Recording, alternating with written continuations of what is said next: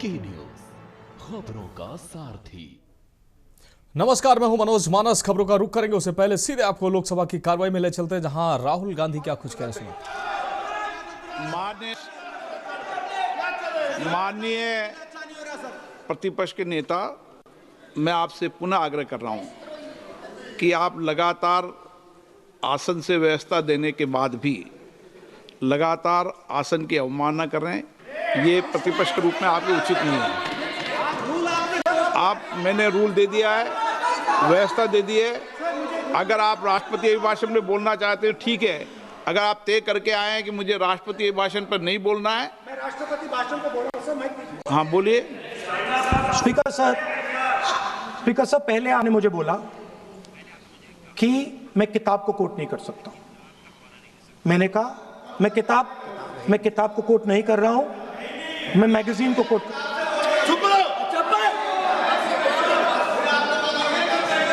मैंने कहा कि मैं किताब को नहीं कोट कर रहा हूं, मैं अब मैगजीन को कोट कर रहा हूं। उसके बाद आपने कहा कि मैं मैगजीन को कोट नहीं कर सकता। उसके बाद मैंने कहा ठीक है, मैं चाइना और हिंदुस्तान के बीच में जो रिश्ता है, जो लड़ाई है, उसके बारे में कुछ बोलना चाहता हूं। आपने मुझे बोला कि आप नहीं बोल सकते हैं, नियम है। आप मुझे बताइए, हिंदुस्तान और चाइना की रिलेशनशिप पर ना बोलना कौन सा नियम है? माननीय सदस्यगण, आप उस किताब का हवाला बता रहे थे जिस किताब के बारे में रक्षा मंत्री जी ने कहा किताब नहीं छपी, ठीक है ना। फिर आप उस मैगजीन का उस तथ्य को वार कर रहे हैं। आप विषय पर राष्ट्रपति अभिभाषण में जो विषय तथ्य हैं, जो विषय तथ्य हैं उसमें कहीं भी भारत और चाइना का कोई विषय बिंदु नहीं है क्या?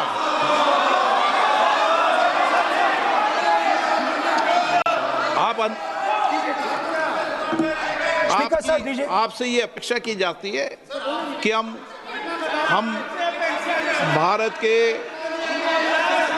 सब भारत के हैं, तो उसकी प्रतिष्ठा बनाए रखना आप सबका दायित्व है। आप इस तरीके के तथ्य नहीं रखें जिससे कि देश की प्रतिष्ठा कम है। ये अपेक्षा तो की जाती है आपसे। तो आपका कहना है कि जो प्रेसिडेंशियल एड्रेस है उसमें इंटरनेशनल रिलेशन से कुछ लेना देना नहीं। मतलब हम कोई ना पाकिस्तान पे बोल सकते हैं, ना चाइना पे बोल सकते हैं, ना किसी और देश पे बोल सकते हैं। ये क्या बात है सर? मैंने फिर माननीय प्रतिपक्ष के नेता, आप फिर बोल रहे हैं। आप, मुझे लगता है कि आज तय करके आए कि आपको बात नहीं रखनी। नहीं, मैं फिर मैंने जो व्यवस्था दी वो व्यवस्था नियम, प्रक्रियाओं, परंपराओं के तहत व्यवस्था दी है, ठीक है ना। और मैंने बार बार आपसे ये आग्रह किया कि आप बोले, नियम, परंपराओं, प्रॉपर्टी की आपसे अपेक्षा की जाती है क्योंकि आप प्रतिपक्ष के नेता हैं। माननीय सदस्यों की अपेक्षा आपसे अपेक्षा की जाती है। और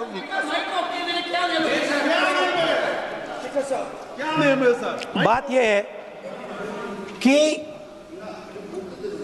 आपके member of parliament, defence minister, home minister, prime minister, no prime minister साहब बोलने तो दीजिए सर। वो भी नहीं बोल रहा है।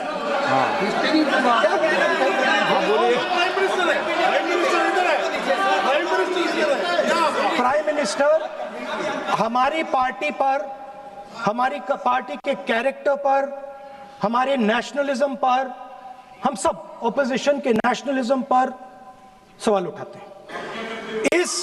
इस आर्टिकल में प्राइम मिनिस्टर और राजनाथ सिंह के कैरेक्टर के बारे में जनरल नरवणे ने लिखा है।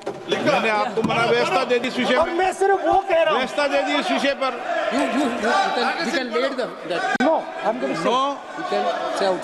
उस पर व्यवस्था दे दी मैंने, अब आगे चले। अब बोलने तो दीजिए। अब मुझे बोलने दीजिए कि नरवणे जी ने, बोलने का आपका माइक चालू है। अब मुझे, लेकिन अब मुझे ये बात ना चाइना के बारे में है, ये बात प्रधानमंत्री नो और आप अब मैं इसका भी नियम बता दूं, 1 मिनट वो माननीय सदस्य प्लीज, मैं नियम बता दूं, रूल्स 1 मिनट आप सुनिए प्लीज। नो नियम प्रक्रिया 353 के अंदर जो आप सबने पढ़ रखा है, किसी भी व्यक्ति के विरुद्ध या माननीय मंत्री के विरुद्ध आप कोई आरोप लगा रहे हैं तो उसके लगाने के पहले आपको लिखित में देना पड़ेगा। नो, आपको रूल्स का पालन करना पड़ेगा। अगर सदन में बोलना है तो आपको सदन में बोलना है तो नियम प्रक्रियाओं का पालन करना पड़ेगा। अगर आप सदन में नियम प्रक्रियाओं से नहीं बोलना चाहते तो इजाजत नहीं मिलेगी, मैं अगले वक्ता को बुलाऊंगा। नियम प्रक्रियाओं से बोलेंगे, ऐसे नहीं बोल सकते आप।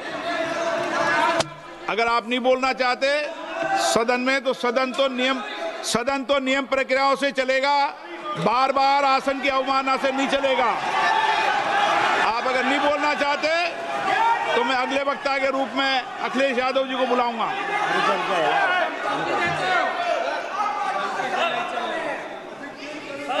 स्पीकर सर, मैं एक मिनट रुकिए ना।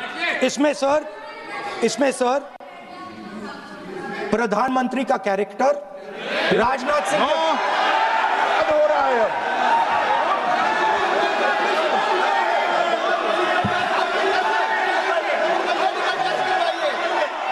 अखिलेश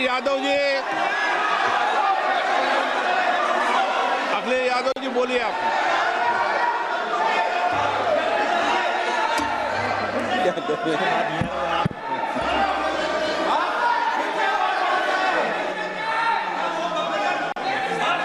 सबको बोलने का अधिकार है, लेकिन नियम प्रक्रियाओं से किसी आरोप प्रत्यारोप के लिए सदन का उपयोग नहीं किया था। आप सदन के बाहर जो बोलें, सदन के अंदर आपको तथ्यों से बोलना पड़ेगा, नियम प्रक्रियाओं से बोलना पड़ेगा। नो, नहीं ले सकते आप। नीतियों में बोलें, पॉलिसी में बोलें, आलोचना करिए, कितनी भी आलोचना करिए, नीति पॉलिसी पर आलोचना कीजिए आप। सर, जो ये मेंबर पार्लियामेंट थे, ये हमारे चरित्र पे बोल रहे थे, हमारे पॉलिसीज पे नहीं बोल रहे थे। ये कह रहे थे कि हम एंटी-नेशनल है। माननीय सदस्य तेजस्वी सूर्या का भाषण ध्यान से सुना है। कहीं पर भी उन्होंने ऑपोजिशन की देशभक्ति पर या कैरेक्टर पर सवाल नहीं।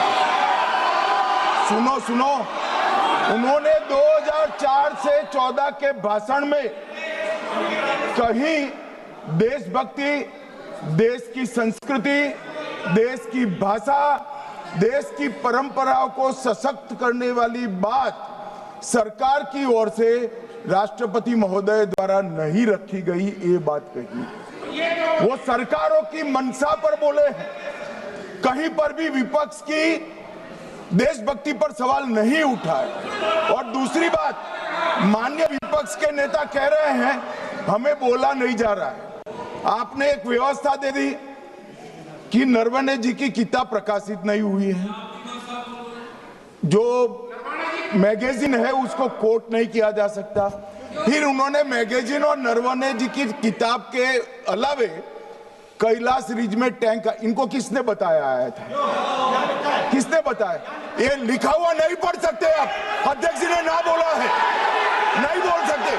अध्यक्ष जी आपने व्यवस्था दी है, आपने व्यवस्था दी है। माननीय अध्यक्ष जी, मेरा व्यवस्था का सवाल है। ये 349, 358 और अब 389 अध्यक्ष के रूलिंग को न मानने का नियम भी इसका भंग करे माननीय विपक्ष के नेता।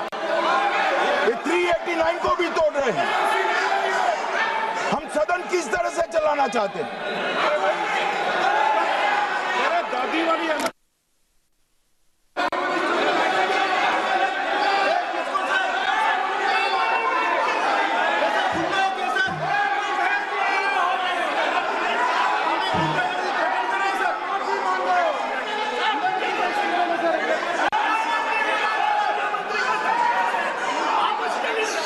सदन की कार्रवाई आज 3 बजे तक के लिए स्थगित की जाती है।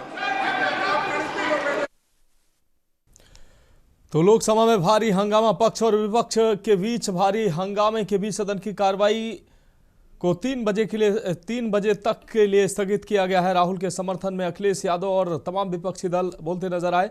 आपको बता दें कि प्रधानमंत्री नरेंद्र मोदी लोकसभा में मौजूद थे, गृह मंत्री अमित शाह भी मौजूद थे। राहुल गांधी को लगातार नसीहत देते नजर आए लोकसभा अध्यक्ष ओम बिरला के नियमों के तहत ही उनको बोलने का अधिकार दिया जाएगा। जो नियम दिए गए हैं उसी के तहत वो बोल सकते हैं। राहुल गांधी ने लोकसभा में डोकलाम का मुद्दा उठाया। आपको बता दें कि राष्ट्रपति के अभिभाषण पर लोकसभा में चर्चा होनी थी, हो रही है और इसी पर नेता प्रतिपक्ष को इस पर बोलना होता है। लेकिन नेता प्रतिपक्ष राहुल गांधी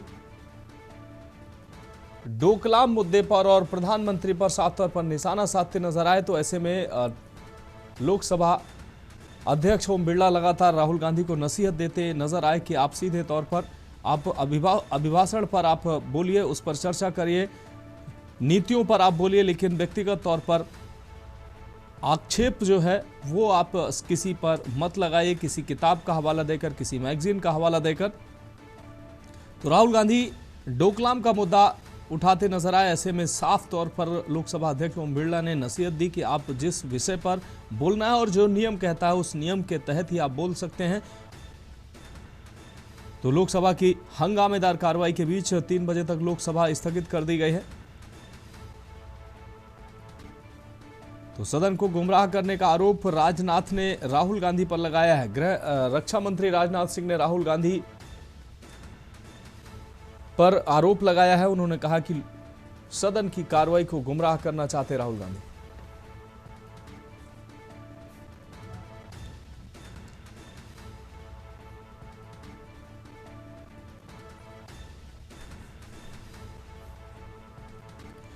तो विजनरी बजट के लिए पीएम का आभार। एक तरफ सत्ता पक्ष बजट पर अभिभाषण, बजट पर चर्चा के दौरान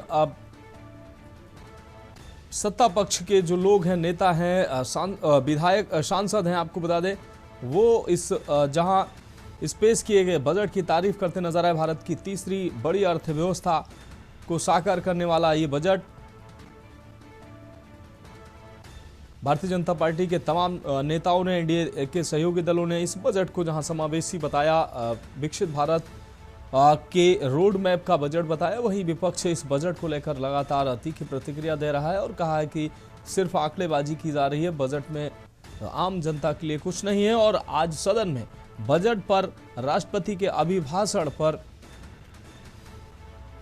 लोकसभा में चर्चा हो रही है और इस चर्चा के दौरान पक्ष और विपक्ष के बीच भारी हंगामा देखने को मिला है। सत्ता पक्ष इस बजट पर अपनी उपलब्धि गिना रहा है, दूसरी तरफ जो विपक्ष है वो इस बजट की आलोचना कहीं ना कहीं करता नजर आया। लेकिन सबसे अहम बात है कि इस बजट के अभिभाषण के दौरान नेता प्रतिपक्ष राहुल गांधी को इस बजट पर बोलना था, राष्ट्रपति के अभिभाषण पर बोलना था, लेकिन वो सीधे तौर पर लोकसभा की कार्रवाई में भी प्रधानमंत्री पर हमला और नजर आए। डोकलाम मुद्दे पर सरकार को घेरने का प्रयास किया। इस दौरान लोकसभा अध्यक्ष ओम बिरला ने उनको कई बार नियमों का हवाला देते हुए, नसीहत देते हुए विषय पर बोलने और नियमों के आधार पर बोलने की बात कही।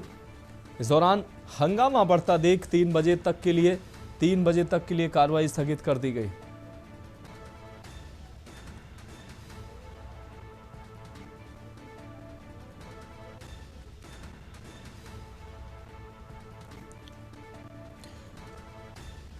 तो राजनाथ सिंह ने कहा कि डोकलाम पर राहुल गांधी गलत बोल रहे हैं, सदन को गुमराह कर रहे हैं।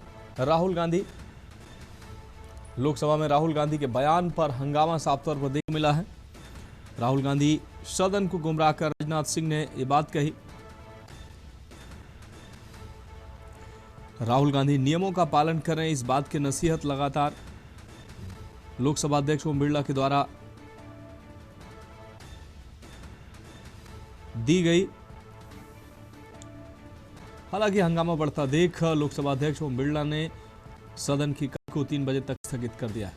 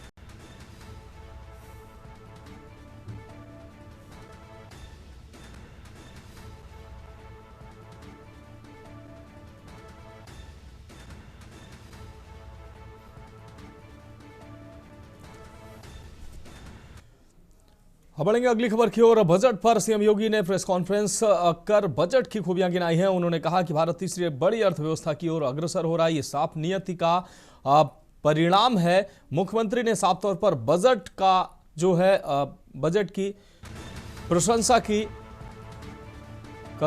कल जो है भारत का पूर्ण बजट वित्त मंत्री निर्मला सीतारमण ने पेश किया और तमाम मुख्यमंत्रियों के साथ मुख्यमंत्री योगी आदित्यनाथ ने भी इस बजट की सराहना की है। ये साफ नियत का परिणाम इसको बताया है। भारत तीसरी बड़ी अर्थव्यवस्था की ओर अग्रसर हो रहा है और उसके लिए ये बजट है और ये बजट भारत को मजबूत अर्थव्यवस्था की तरफ ले जाएगा। विकसित भारत की अवधारणा को साकार करने वाला बजट इसको बताया।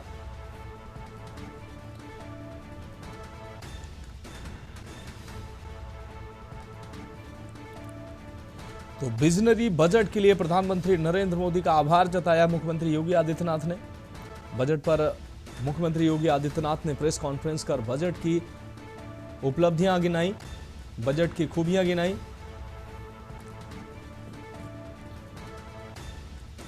उन्होंने कहा कि भारत तीसरी बड़ी अर्थव्यवस्था की ओर अग्रसर हो रहा है और ये बजट साफ तौर पर इसमें मदद करेगा। ये साफ नियत का ही परिणाम है। विजनरी बजट इसको बताया।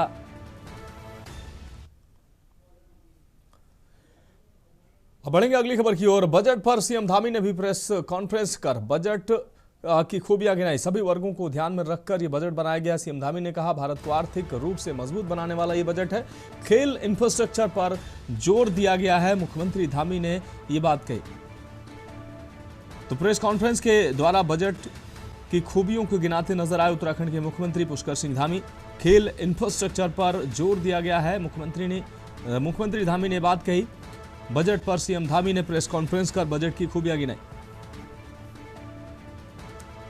बजट में सभी वर्गों का ध्यान रखा गया है।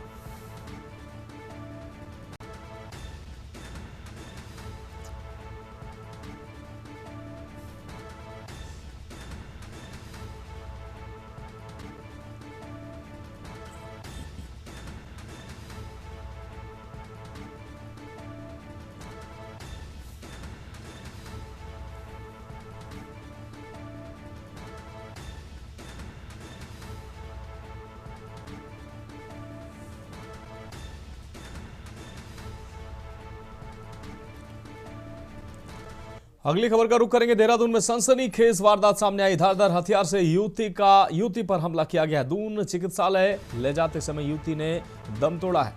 चिकित्सकों ने मृत घोषित किया। आरोपी युवक को कोतवाली पुलिस ने गिरफ्तार किया है। 27 वर्षीय आरोपी आकाश कुमार खुद आपको बता दें 27 वर्षीय आरोपी आकाश कुमार खुदबुदा मोहल्ले का रहने वाला है।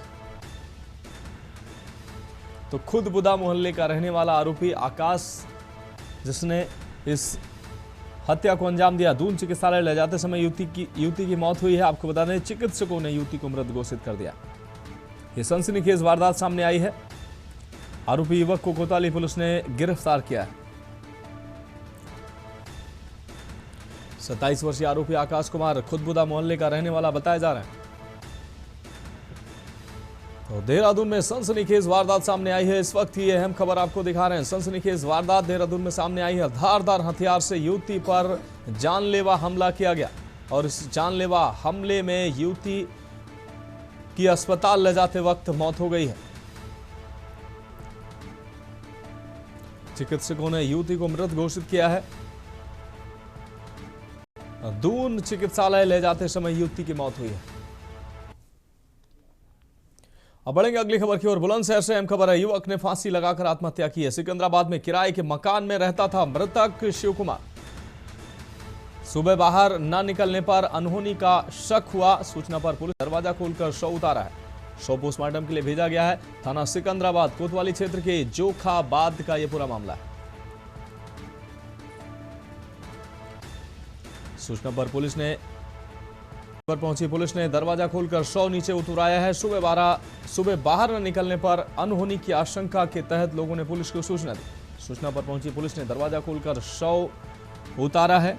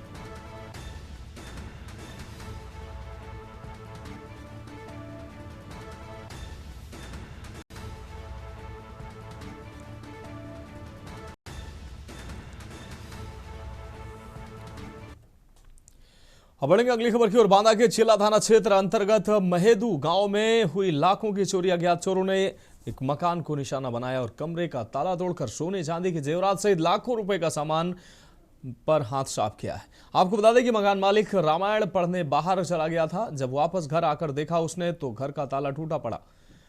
घर के कमरे में बक्से आदि का सामान बिखरा हुआ मिला। मकान मालिक के होश उड़ गए इसको देखकर।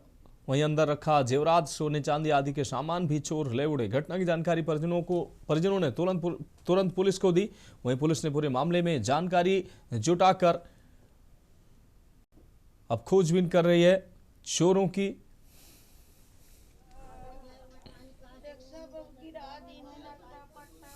जानकारी हुई है अच्छा द्वारा मुझे पता मिला है कि चोरी हुई है। किन के घर में चोरी हुई है? ये रमेश साहू के घर में हुई है। कितना सामान गया है? इसका अब नहीं बता सकते हैं क्या क्या सामान गया है। अच्छा, अगर चोरी हुई है। अच्छा, क्या पुलिस को आपने जानकारी सूचित किया? हाँ, जानकारी किया गया है। दिया गया है। चोरी हुई, कितना क्या गया है? अच्छा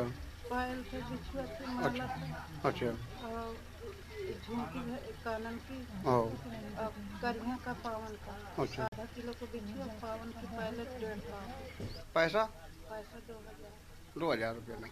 क्या ये जानकारी पुलिस को दी आपने? सब हाँ। अच्छा, कितनी देर पहले दी थी? 1 घंटा। क्या अभी पुलिस आई? अभी नहीं इस एप्लीकेशन वगैरह दिया नहीं अभी? खेत जी, वाचनाखंड रामायण बात जी, वहाँ रात रुके हैं। जब सुबह वहाँ से आए हैं तो इनको पता चला है कि 7 साढ़े 7 एक लमसम टूट गया है। जी, जब अंदर देखा तो अंदर पर चली गई है, ताले की चोरी हुई है। अच्छा, जिसमें 60 लाख रुपए की चोरी हुई है। अच्छा, कान की थी और हाथ की थी और पैर के पायले थी, करधनी थी और पैसा भी था। 7-8 लाख रुपए की चोरी हो गई है। अच्छा, तो ये क्या 2 ताले लगे थे क्या? 2 ताले लगे थे। मेन गेट से चोर घुसा था और 2 ताले की एक के ताला टूटा है, दूसरे की कोढ़ी तोड़ी है। अब बढ़ेंगे अगली खबर की ओर। अगली खबर से जहां बेला रोड किराना स्टोर गोदाम में भीषण आग की घटना सामने आई है। 2 फायर ब्रिगेड की गाड़ियां मौके पर आग बुझाने का प्रयास करती नजर आई। आसपास की दुकानों को कराया गया खाली। इलाके में इस घटना के बाद अफरा तफरी मच गई है। आग लगने के कारणों का फिलहाल खुलासा नहीं हुआ है।